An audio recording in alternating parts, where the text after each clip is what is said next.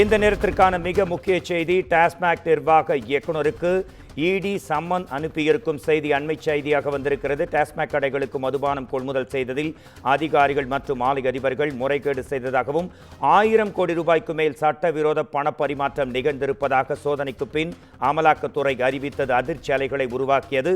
சட்டவிரோத பண பரிமாற்ற வழக்கு விசாரணைக்கு ஆஜராக சம்மன் அனுப்பப்பட்டிருக்கும் நிலையில் தற்போது இந்த செய்தி வந்திருக்கிறது. டாஸ்மாக் நிர்வாக இயக்குநரும் ஐஎம்எஸ் அதிகாரியுமான விசாகன் உள்ளிட்டோருக்கு அமலாக்கத்துறை சம்மன் அனுப்பியிருக்கிறது. பொது மேலாளர்கள் சங்கீதா, ராமதுரை முருகன் ஆகியோருக்கும் 7 நாட்களுக்குள் ஆஜராக வேண்டும் என்றும் அமலாக்கத்துறை சம்மன் அனுப்பி இருக்கிறது. இதுகுறித்து நமது குமுதம் செய்தியாளர் சுப்பிரமணியன் தரும் உடனடி விரிவான தகவல்களை கேட்கலாம். 1000 கோடிக்கு மேல் சட்டவிரோத பண பரிமாற்றம், டாஸ்மாக் நிர்வாக இயக்குநருக்கு இடி சம்மன். உங்கள் தகவல்களை தரலாம். உங்களுக்கான நேரம் சுப்பிரமணியன்.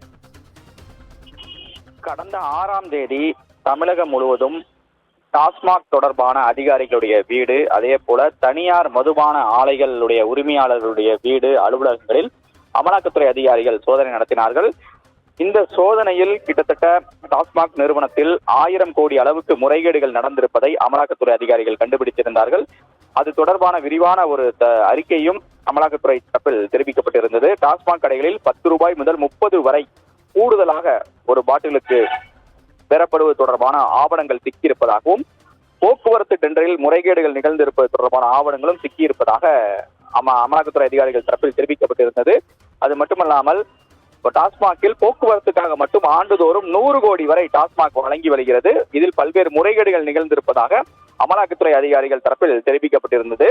அதன் அடிப்படையில் அமலாக்கத்துறை அதிகாரிகள் கைப்பற்றப்பட்ட ஆவணங்களின் அடிப்படையில் பல்வேறு கட்ட விசாரணைகளை மேற்கொண்டார்கள். ஆய்வு மேற்கொள்ளப்பட்டது. அந்த ஆய்வின் தொடர்ச்சியாக தற்போது டாஸ்மாக் நிர்வாக அதிகாரிகளுக்கு அமலாக்கத்துறை அதிகாரிகள் சம்மன் அனுப்பியிருக்கிறார்கள். குறிப்பாக டாஸ்மாக் நிர்வாக இயக்குநரும் ஐஏஎஸ் அதிகாரியுமான விசாகனுக்கு சம்மன் அனுப்பப்பட்டிருப்பதாக தெரிவிக்கப்பட்டிருக்கிறது. அதே போல டாஸ்மாக் நிர்வாகத்துடைய பொது மேலாளராக இருக்கக்கூடிய சங்கீதா, ராமதுரை முருகன் ஆகியோருக்கும் சம்மன் அனுப்பப்பட்டிருக்கிறது.